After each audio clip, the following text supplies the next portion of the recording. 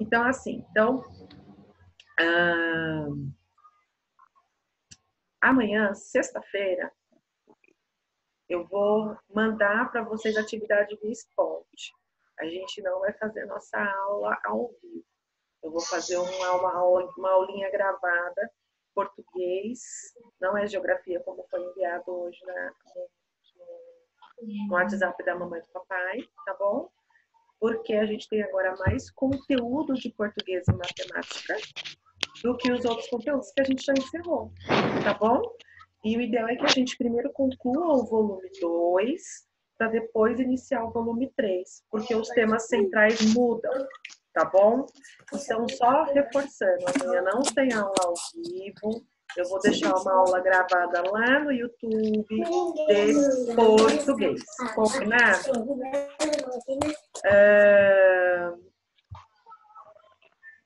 A tua. O que foi, Esther? Professora, quando você vai colocar a aula de ontem no YouTube? Não, o link Que link? da aula de ontem. Eu já coloquei, tá lá. Já? Já. Tá bom? A aula de ontem já tá gravada, já tá lá no YouTube. Só não tá a segunda parte porque a professora esqueceu. Tá bom? Professora, Oi, quem me chama? a Luísa. Pode falar. Eu não ouvi direito, é que tava travando. Qual parte que você não ouviu direito? Que você ia mandar no YouTube. Então amanhã a gente não tem aula ao vivo. A gente só vai ter a aula gravada no YouTube. Tudo bem? A de português e a de matemática? Não, amanhã a aula seria de geografia, mas vai ser de português. Tá bom? Então, professora. Oi, pode falar. Pode falar, Bruno. Então, professora, você vai gravar a aula e vai colocar no YouTube e a gente vai ter que assistir? Exatamente. Diga, Brian, pode falar. Tem que fazer essa questão aqui, ó. Qual página? 198. Esse daqui. A segunda parte, a partir das sementes, de plantar sementes de girassol. Não, a gente não vai fazer. Tá bom? Que mais? Bom, inicialmente só. Eu vi que vocês mandaram e-mails com as respostas dos exercícios de ontem. Eu vou olhar e vou dar o feedback para vocês, tá bom? Quem me chamou agora? Eu. Pode falar. Professora, a experiência para hoje? Que experiência da camada do solo comestível? Pode, na hora que você fizer, você me manda. Tá. Tá bom? Se der para fazer no final de semana, não tem problema. Pode tirar foto e me mandar. Professora, eu te mandei? Eu vou ver ainda, eu não vi os e-mails ainda, tá bom? Terminando a aula é que eu vou olhar. Mandei pelo seu e-mail. Tá, joia. Pode falar, Murilo. Precisa é que a gente não tem terra e areia em casa para fazer um negócio do fusco. Não precisa fazer. Se vocês quiserem, eu ponho lá no Spot hoje os links dos vídeos do YouTube de ontem, para vocês realizarem a atividade. Eu coloco hoje de novo se precisar, mas não precisa fazer as experiências. A experiência de plantar a semente de girassol, a Pro falou ontem que a gente não vai fazer, porque ia demandar um maior tempo e demandar da gente estar junto para ver tudo isso. Tá certo? Fala, Matheus. Sim.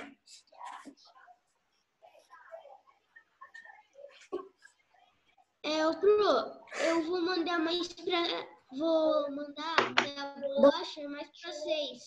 Tudo bem. Sem problema, não tem problema nenhum, tá bom? Mais alguém quer falar alguma coisa? Então, professora, Oi. a primeira aula vai ser de geografia, a segunda é professor Leandro e a terceira da Teacher Marília, né? Acho que sim. Tá. A do professor Leandro não é de sexta? É de sexta. A da Teacher Marília é que eu não sei qual que é a ordem. Eu fico devendo essa informação. Eu posso pedir essa informação depois e passar para você. Apesar que eu acho que eu tenho, sim. Manda no WhatsApp. É todo dia. Amanhã é Geografia, Educação Física e Bilíngue. É isso mesmo. Não era português? Só deixa eu falar, Luísa. Calma. Então, assim, Geografia amanhã não vai ter português, aula gravada no YouTube. Combinado? Vamos começar a trabalhar, porque a gente tem muita coisa para falar hoje. Muita mesmo. Combinado? Sim. Eu vou pedir que vocês, por favor, desativem o som de vocês.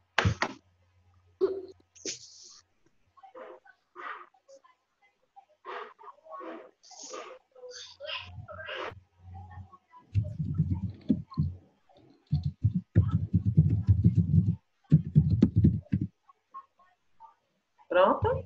Vamos começar?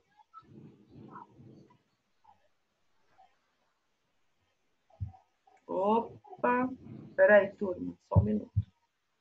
Que eu abri a tela errada aqui. Ok. Agora vai dar certo. A professora cometeu um lapso aqui. Vamos lá?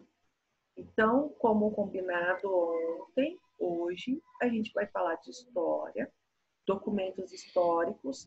Então, eu vou falar, eu vou explicar, e vai ter um momento que eu vou abrir para perguntas, ok? Então, se for surgindo alguma pergunta aí na cabeça, escreve, anota, e aí na hora que eu perguntar quem tem dúvida, aí é só falar. Combinado? Vamos iniciar página 218. Página 218. História.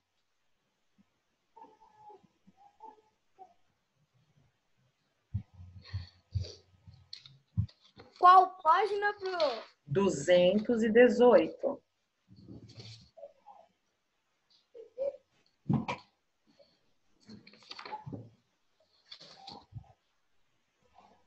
Bom, nós vamos falar de documentos históricos. A gente vem falando sobre todas as características da história, né? Como a história acontece. A gente vem falando desde quando o historiador, qual que é a função dele, quais são os profissionais que podem trabalhar com ele, não é? A gente falou do que é memória, a gente falou de personalidades, algumas personalidades importantes. Então, assim, a gente foi montando um quebra-cabeça para chegar até aqui, tá? Hoje a gente vai falar de documentos históricos. Esses documentos históricos, como vocês puderam ler aí, eles são documentos que eles vão fornecer informações para a gente sobre assunto ou pessoa e que pode ajudar o pesquisador, tá? Ele pode ajudar o historiador. Quando eu falo pesquisador, eu posso falar do pesquisador profissional, como eu também posso falar de vocês. Quando, por exemplo, eu peço assim, vamos fazer uma pesquisa sobre os indígenas, né? Então, quando a gente fala, eu faço esse tipo de solicitação, por exemplo, e vocês vão fazer algumas consultas, vocês vão consultar fontes históricas que foram produzidos por pessoas que estudaram para aquilo, né? Então, a gente está falando aí também um pouquinho de pessoas como vocês que estão aprendendo e que precisa dessa informação de um profissional que estudou, que é o historiador, que é o arqueólogo, né? Como a gente já havia conversado lá na sala de aula. Bom, esses documentos históricos, eles podem ser de maneiras de alguns tipos variados. Então, a gente pode falar dos documentos escritos, né? Que são os livros, que são as cartas, que são os jornais, enfim. Quem é que lembra daquela atividade que a gente pegou uma revista sobre história? Cada um pegou uma revista, folheou. Vocês lembram disso lá na escola? Aquilo lá também é uma fonte histórica escrita, né? Embora não seja um livro, né? A gente ali tinha muitas fontes de informação. A gente tinha uma parte escrita, a gente tinha a parte de imagens, né? Ali vocês foram vendo coisas diferentes que vocês ainda não tinham nem percebido, né? Lá a gente também teve acesso a uma fonte histórica, escrita, e também de gravuras. E aí a gente já entra lá no segundo ícone que eu estou mostrando para vocês aqui, ó, os iconográficos, né? Toda vez que eu falar de coisas gráficas, eu estou falando de coisas visuais, né? Toda vez que eu estiver falando de objetos gráficos, imagens gráficas, eu estou falando de imagens visuais. Então, eu estou falando de gravura, eu estou falando de desenho, de pinturas de quadros, ou de pinturas rupestres, que são aquelas pinturas feitas nas paredes das cavernas. Vocês se lembram que a gente falou isso lá na sala de aula, nos sítios arqueológicos, tá? Então, a gente está falando também de pinturas rupestres, a gente está falando de fotografia, né? Vamos pensar assim, que quando vocês eram bebês em casa, e aí vocês faziam alguma coisa interessante, que o pai e a mãe iam lá, tiravam a foto, né? Eu sou mãe, eu sei bem o que é isso, meu celular só tem foto das minhas filhas. Então, com vocês deve acontecer a mesma coisa. Também são fontes visuais. E vão passar a ser fontes históricas, porque vão contar fatos da vida de vocês também, né? Isso não deixa de ser importante, ou é muito importante para o pai, para a mãe, para vocês. Combinado? Nós vamos ter também fotos, fontes históricas orais. O que são essas fontes orais? São fontes de depoimentos, de relatos, de histórias tradicionais. Lembra que a gente falou aquelas histórias, aquelas cantigas que passam de geração para geração? É exatamente isso. Então, as fontes históricas orais é quando alguém vai passando para a gente uma informação, né? Audiovisuais, através de filmes, músicas, vídeos, etc. Tem muita hoje, por exemplo, o canal do Netflix, por exemplo, tem muita fonte lá de história do que já aconteceu e que pode estar sendo atualizada, que pode ter sido uns atores, como pode ser o que aconteceu na época, né? Ali a gente tem algumas fontes históricas audiovisuais também. Se vocês tiverem a oportunidade de xeretar, brincar lá com o controle remoto, passa lá no Netflix, vocês vão ver. Tem um monte de coisa, de filmes históricos que conta coisa bacana pra gente, que a gente não sabe que aconteceu de verdade. E também tem os arqueológicos, que são os materiais encontrados em sítios arqueológicos. Como vocês devem se lembrar, quando eu falo em sítio arqueológico, eu estou falando de um espaço onde tem uma parte da nossa história contada lá. E que as pessoas, como eu e vocês, a gente não tem acesso. Quem tem acesso são aquelas pessoas que estudaram. Lembra que a Pro ainda contou para vocês da situação do pincel, que eles acham aquele pedaço daquele objeto, aí vai com o pincel, vai pincelando, vai tirando a terra. Eu acho que isso ficou gravado para vocês. Então, o sítio arqueológico é quando a gente tem os arqueólogos e eles vão lá e encontram peças importantes, e através daquelas peças importantes é que eles vão contando uma história pra gente. Tá certo? Bom. Professora. Oi, quem fala? Eu. Oi, Sossô. Aqui o meu computador eu não estava conseguindo ver. Que página? Veio ver. Que página que é? 218, 219, Sossô. Tá. Tá Obrigada. Bom? Por nada. Então, ó, já que você tava esse probleminha, então vamos falar de novo. Então, documentos históricos, eles podem ser escritos, como livros, cartas, etc. Pode ser visual, através de gravura, de desenho, de pinturas, de fotografias. Pode ser oral, porque a gente pode ter uma história contada de geração por geração, como as cantigas de roda que a gente falou na sala de aula. A gente pode ter as imagens audiovisuais através de filmes, músicas, de vídeos. E arqueológicos, que são aqueles objetos que são encontrados em sítios arqueológicos e que vem também contando para a gente uma história, o que foi que aconteceu há muitos e muitos e muitos anos atrás. Tá? Só um resuminho, tá bom, Sossô? Para te situar aí. E aí a fonte histórica, ela fornece informação importante para a gente sobre vários aspectos da vida. Vamos aqui falar do nosso país, que é do Brasil, tá certo? Então, essas fontes que a gente está falando, ele vai contar para a gente como que era a sociedade, como essa sociedade se vestia, como essa sociedade trabalhava, como essa sociedade se alimentava, né? Um pouquinho de como essa sociedade era politicamente, como eles, tipo de religião. Então, assim, essas fontes históricas, elas vão mostrar para a gente muitos detalhes de coisas que a gente não sabia, certo? Essas fontes históricas, elas podem ser encontradas nas bibliotecas, como uma biblioteca que a gente tem lá no colégio, por exemplo, em museus, a gente vai poder encontrar esses arquivos históricos, por exemplo, do Brasil.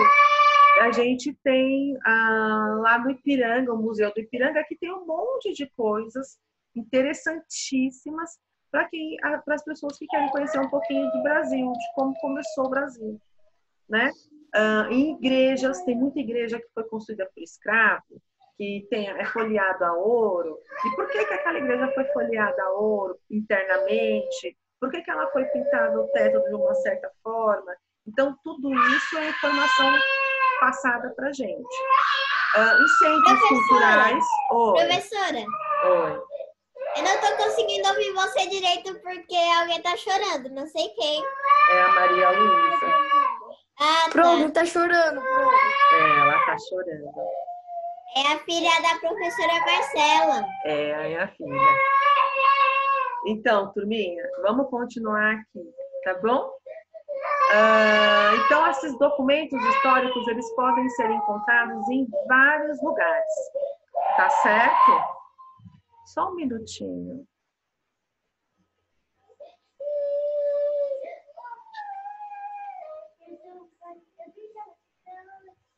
Bom, vamos lá. Aqui eu trouxe para vocês algumas imagens, tá certo? Do que a gente pode falar que são fontes históricas. Então, assim, a gente tem aqui uma imagem de uma fonte histórica escrita, né? Aqui a gente tem, olha lá, Egito, né? Ah, professora, mas o que as pirâmides têm a ver com fonte histórica? Nossa, aí conta muita coisa. Quem é que fez essas pirâmides, por exemplo? Que material usou? Quando foi, né? Então, tudo isso aqui são fontes históricas, né? Hoje as pessoas vão visitar. Olha aqui, um desenho, uma pintura, que não é uma pintura rupestre, é um quadro. Quem desenhou? Desenhou o quê? Pintou como? Né? Em que data que isso aconteceu? Essa pessoa que fez essa pintura, como se chamava?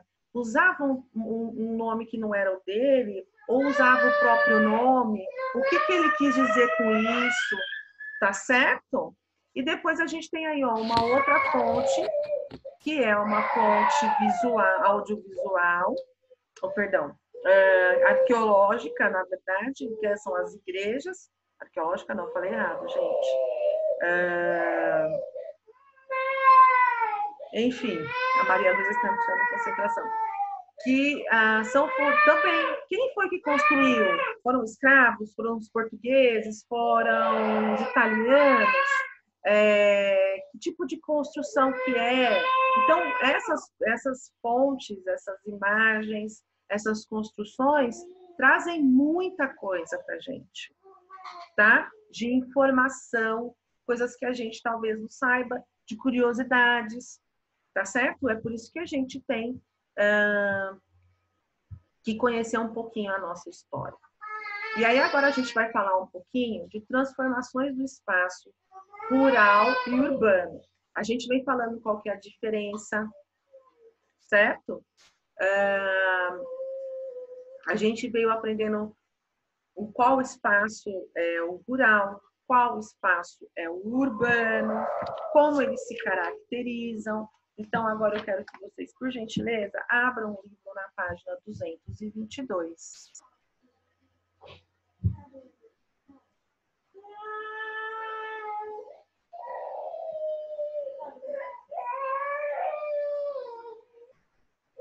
Prontinho?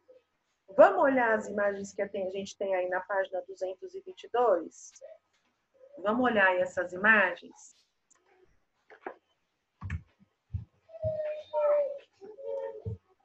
Vamos lá.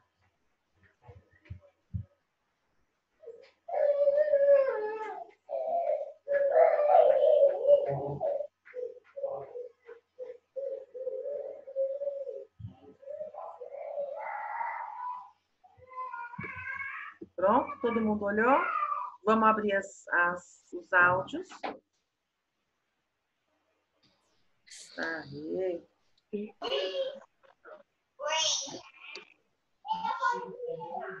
Eu quero que vocês olhem para essas imagens e falem para mim o que vocês estão vendo de diferença de uma imagem para outra. Que antigamente na primeira eles eram escravos e na outra eles conseguiram fugir da escravidão e conseguiram fazer suas próprias coisas e ter liberdade. Ainda não é isso, Bruno. Assim, eu quero que vocês olhem para essa imagem pensando no espaço rural e pensando no espaço urbano.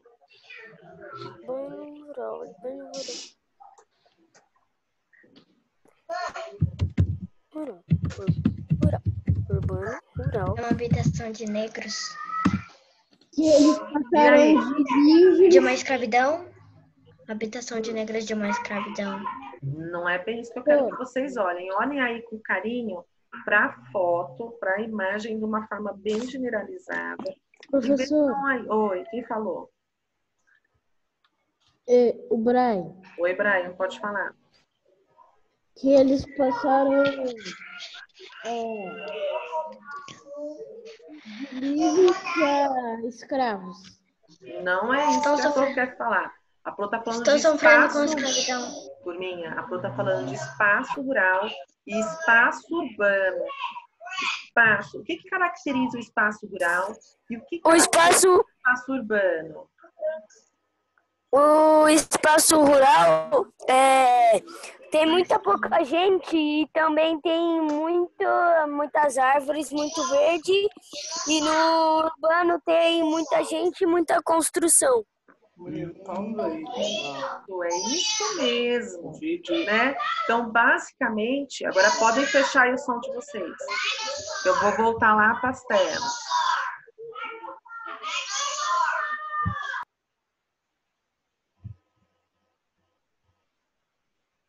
Vamos lá. Então, o que eu perguntei para vocês, olha lá. Opa, falhou. O espaço rural, a gente tem mais elementos naturais, né? O Bruno falou muito bem aí. Então, a gente vai ter rios, montanhas, sol, nuvens, flores, mas exatamente aí nesta imagem, a gente vai ter mais árvores, a gente vai ter uma casinha com um telhado de palha, a gente vai ter animais mais livres, mais soltos, certo? Então, a gente tem, elementos mais da natureza nessa imagem, certo? Na próxima imagem, que é a imagem do espaço urbano, a gente vai ver outros elementos criados pelo homem, certo? Todo mundo ouvindo? Que vai fazer o quê? Vai dar para o homem, vai facilitar a vida do homem, vai deixar a vida do homem mais cômoda, ok?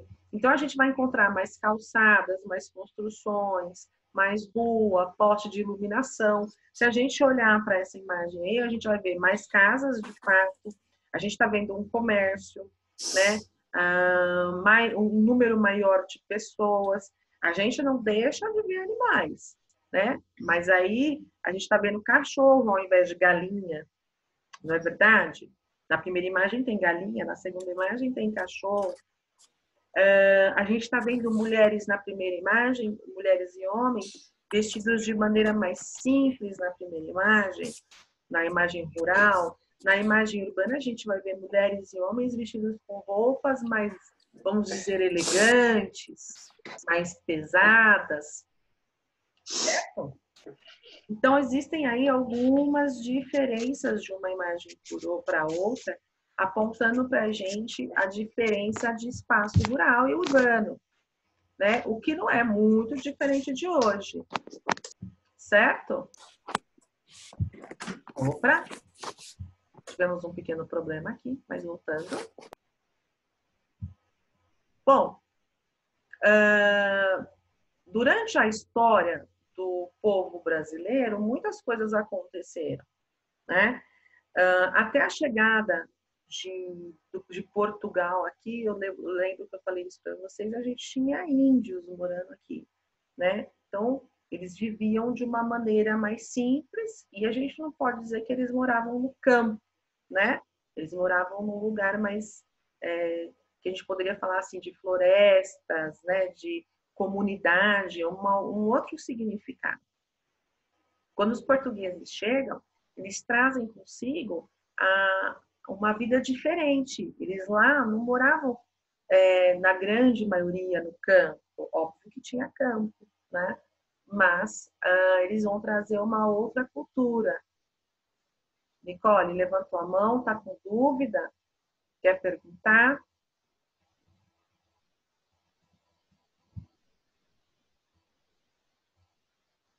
Não.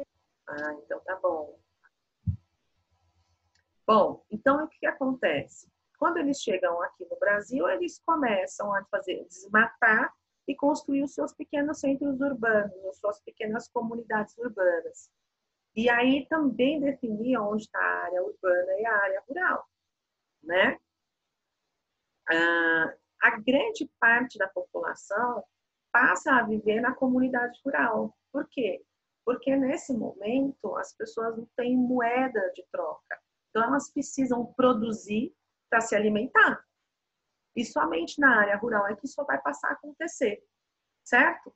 Com a chegada da família real, não falando dos portugueses, quando vem o rei e a rainha de Portugal para o Brasil, né? Esse cenário passa por uma grande mudança.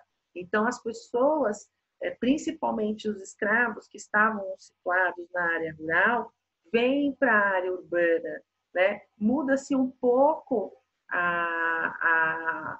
o perfil da população brasileira que estava só na área rural, na maioria, e aí depois elas passam a vir para a área urbana, como no mesmo sentido que a gente tem hoje, procurando uma melhor condição de vida.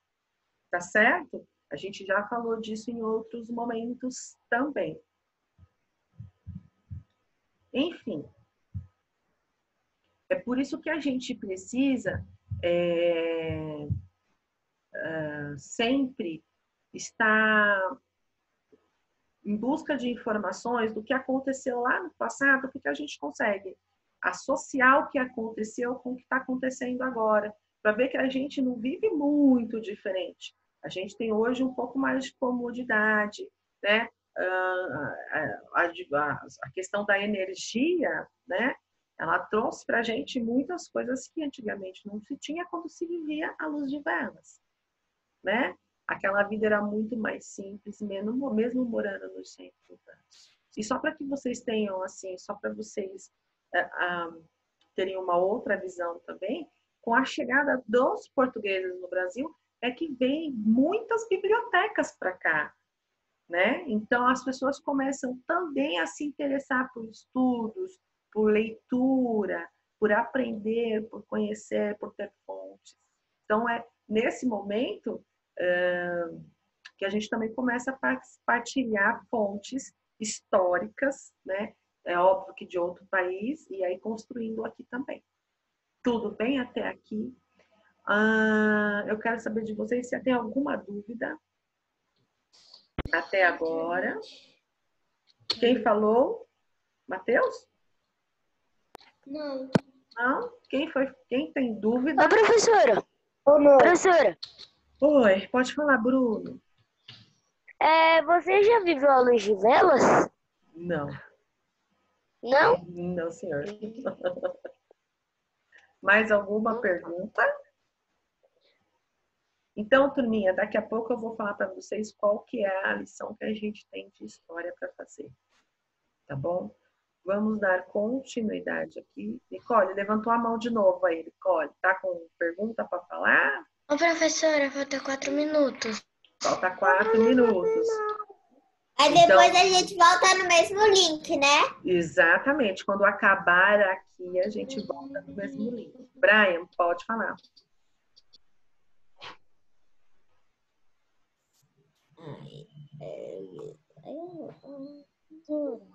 Oi.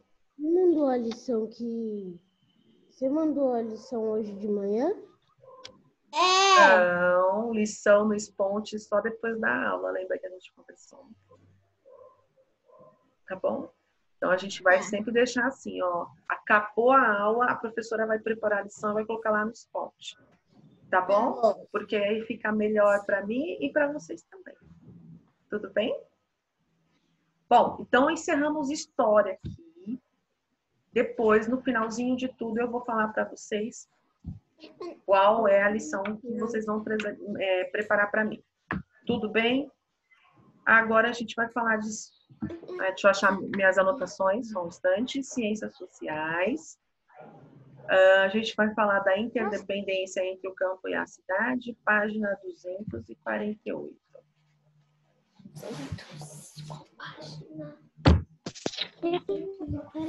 Professora. 248? 248. Professora, Oi. eu não ouvi o que você falou porque aqui travou. Página 248. Eu li todas. Que delícia, é assim que eu gosto. Quando você mandou ontem, eu li todas. Aí fica mais Também. fácil de vocês entenderem o que eu tô falando. ontem também. Então, ó, só lembrando, nós temos aí 3 minutos desse link, daqui a pouco acabando aqui. Quando acabar aqui, a gente volta lá no link e entra de novo, combinado? Então, vamos lá. Vou partilhar a tela de novo.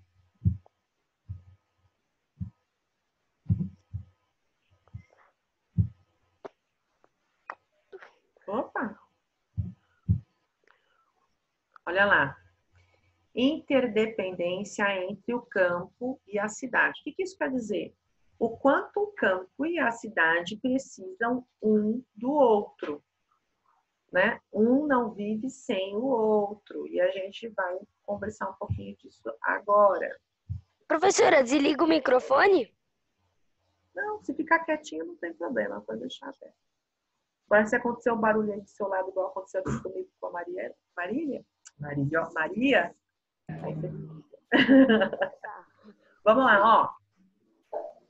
A interdependência entre o campo e a cidade é porque a gente tem a matéria-prima que vem do campo, e aí vocês viram lá no vocabulário da página 249, fala assim, ó, matéria-prima é a substância utilizada para a fabricação dos mais variados bens.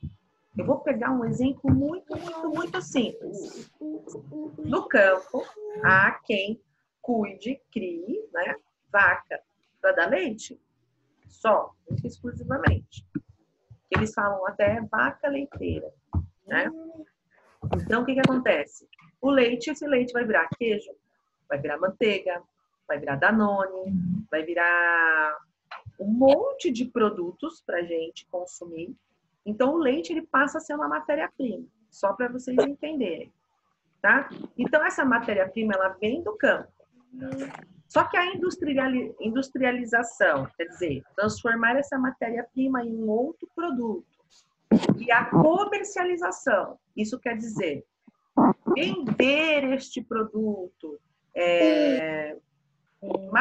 fazer marketing desse produto, é só na cidade. Certo? Então, olha lá, vou ler de novo esse meu texto. A interdependência entre o campo e a cidade, porque a matéria-prima vem do campo, e a industrialização e a comercialização ocorre na cidade. Os produtos que são industrializados são consumidos pelas pessoas que vivem no campo e na cidade. Quer dizer, aqui a gente processa essa matéria-prima, a gente comercializa a matéria-prima